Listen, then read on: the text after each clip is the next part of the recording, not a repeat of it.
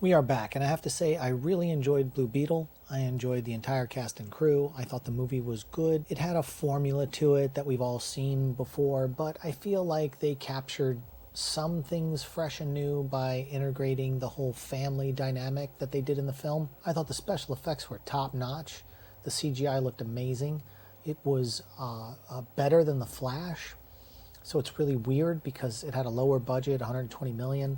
So I just think they took their time with it a little bit more. I'm really disappointed that it only made 25 million on opening weekend. I understand that like 70% of the country went back to school, so a lot of people weren't in the cinema, focused more on like first day back at school kind of stuff. So I understand that that kind of hurt the box office. I really thought the Cobra Kai people would come out, the fans of the Netflix show would come out in droves and really send this thing over the top for Xolo. I think that's how his name is pronounced. I hope I didn't butcher it. I thought he was the best part of the film. The thing about his acting that I love so much from Cobra Kai is it's the most natural acting on Cobra Kai. Nothing ever felt forced coming out of his mouth.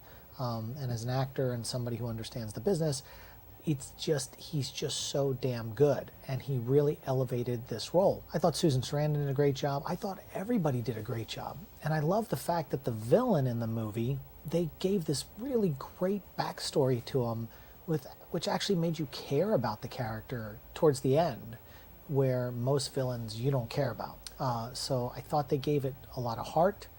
And I wasn't a big Blue Beetle fan. I never read the comic books growing up, and I missed it all in the 80s and the whole nine yards. And for me, the opening credits had this really interesting take where they threw up these newspaper articles and stuff in a montage, and it really explained and got you caught up to where you needed to be. So the first 40 seconds in the movie literally gave you all the information you need to just jump off and enjoy the movie, which was great.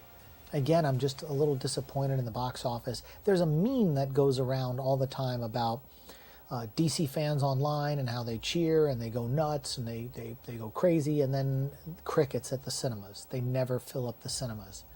And it's really interesting, and I can't figure that out because it seems like it's real.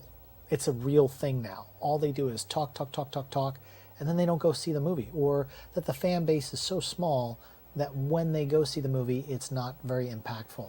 I remember when I was working on the TV show Swamp Thing, and we had heard that when they launched the DC Universe app, it only had 160,000 subscribers, times $76 a year.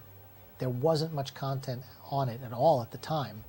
And so you kind of think, is there really just under 200,000 really hardcore DC fans in the country?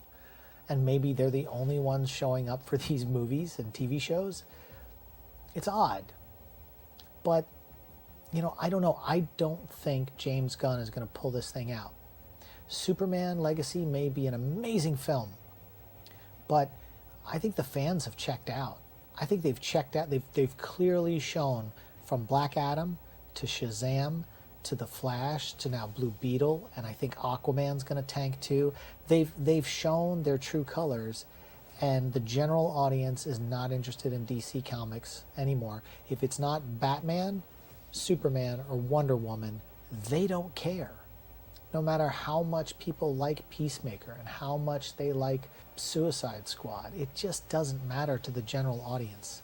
It took the MCU 20 plus years to build out 30 plus movies and really interconnect everything that they do, and they did it brilliantly. And I don't think that formula can be replicated. Once again, Blue Beetle's a good film. You should go see it in the theater. Don't sleep on this one, and support it, because I think James Gunn needs to bring Blue Beetle into his DCU. But it's pretty obvious, anything that keeps failing, he's not going to touch with a 10-foot pole.